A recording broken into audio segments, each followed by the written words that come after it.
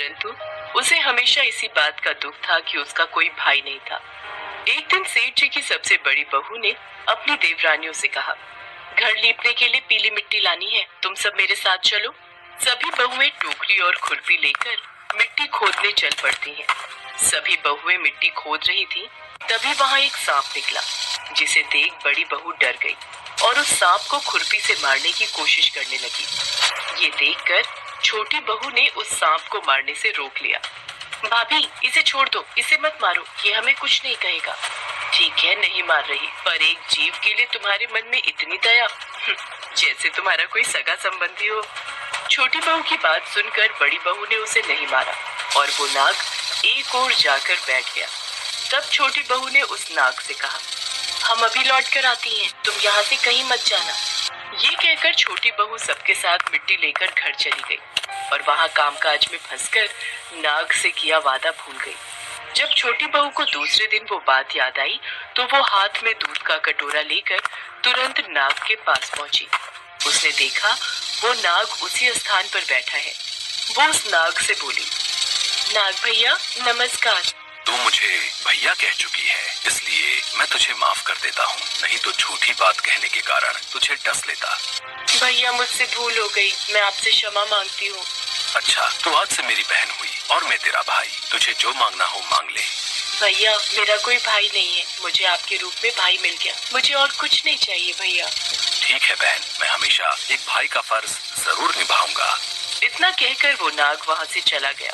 कुछ समय बीतने पर वो नाग मनुष्य का रूप लेकर सुमन के घर आया और बोला, मेरा नाम नागार्जुन है, मैं अपनी बहन सुमन को लेने आया हूँ, कृपया करके मेरी बहन को भेज दो। पर हमारी बहू का तो कोई भाई नहीं है। मैं इसका चचेरा भाई हूँ, बचपन में ही बाहर पढ़ने चला गया था, ब्याह के वक्त मैं गांव में नहीं था।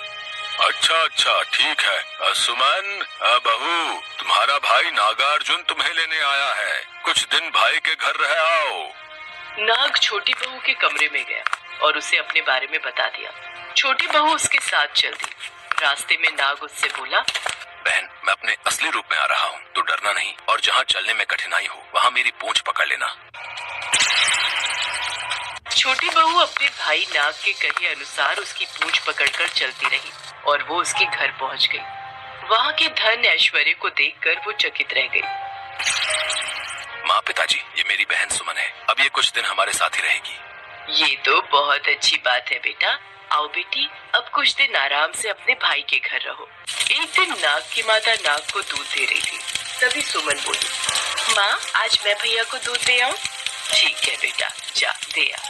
सुमन ने गलती से नाग को गर्म दूध पिला दिया, जिससे उसका मुंह जल गया। सुमन, तुमने ये क्या किया? तुम जानती भी हो तुम्हारा भाई नाग गर्म दूध नहीं पी सकता। देखो, गर्म दूध पीने से बेचारे का मुंह जल गया। मुझसे बड़ी भारी भूल हो गई माँ। कोई बात नहीं बहन, तुम्हें कहाँ पता था कि मैं गर्म दूध नहीं पीता। कोई बात नहीं बेटी, अब तुम उदास मत हो। ऐसे ही कुछ दिन मायके में रहने के बाद नाग और उसके माता पिता ने सुमन को बहुत सा सोना, चांदी, जवाहरात, वस्त्र, आभूषण आदि देकर उसके घर पहुंचा दिया। इतना ढेर सारा धन देकर बड़ी बहू ने ईर्ष्या से कहा, सुमन, तेरा भाई तो बड़ा धनवान है, तुझे तो उससे और भी धन लाना चाहिए। नाग ने ये वचन सुन लिए। उसने सुमन को सब वस्तुएं सोने की लाकर दे दी। ये देखकर बड़ी बहू ने कहा, अब इन सोने की वस्तुओं को झाड़ने के लिए झाड़ू भी सोने की होनी चाहिए। ये सुनकर नाग ने झाड़ू भी सोने की लाकर रख दी। नाग ने सुमन को हीरे और मणियों से जड़ा एक अद्भुत हार दिया था।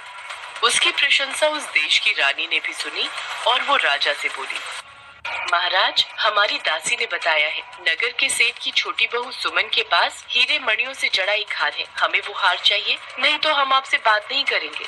सैनिकों, जाओ और नगर सेठ से वो हार लेकर शीघ्र उपस्थित हो।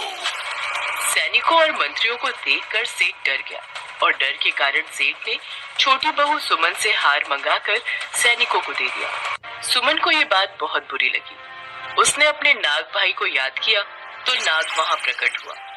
भैया, रानी ने आपका दिया हार छीन लिया है। वो हार मुझे अति प्रिय था। घबराओ नहीं बहन, रानी तुम्हारा हार नहीं पहनेगी। जैसे ही रानी ने हार पहना, वैसे ही वो गले में नाग बन गया। ये देखकर रानी चीख पड़ी और रोने लगी। उसने हार को नाग समझकर उतार फेंका। राजा ने सुमन को सेठ के साथ अपने महल में बुलाया और बोला, तूने क्या जादू किया है? मैं तुझे इस अपराध के लिए कठोर दंड दूंगा।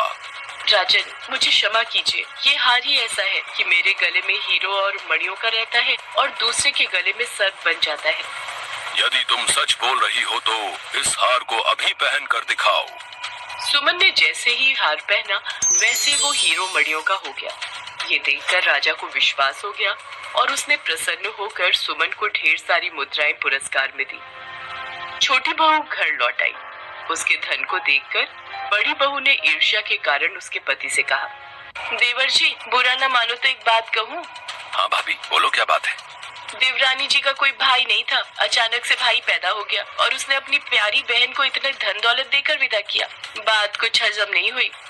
बड़ी बहू ने अपने देवर को अपनी देवरानी सुमन के लिए बहुत अच्छे से भड़का दिया था, पर तभी सुमन भी वहाँ आ जाती है और सारी बातें सुन लेती है। वो अपने भाई नाग को याद करके रोने लगती है। बहन को मुश्किल में फंसता देख उसी समय नाग वहाँ प्रकट होता है। उसे देखकर सब लोग डर जाते हैं। जो मेरी बहन के आचरण पर संदेह करेगा, मैं उसे डस लूंगा। नहीं भैया, आप इन सब पर क्रोध ना करो। ये मेरे अपने हैं, आप इन्हें क्षमा कर दो। मैं तो बस इन्हें सच दिखाना चाहती थी और आज आपने अपनी बहन की लाज रख ली भैया। बड़ी बहू अपने व्यवहार पर बहुत शर्मिंदा हुई। सबने मिलकर हाथ जोड़कर नाग देवता से क्षमा मांगी और नाग देवता का स्वागत सत्कार किया। ऐसी मान्यता है कि उसी दिन से नाग पंचमी का त्योहार मनाया जाने लगा। इसी कारण स्त्रियां नाग को भाई मानकर नाग पंचमी के दिन नाग देवता की पूजा करती हैं।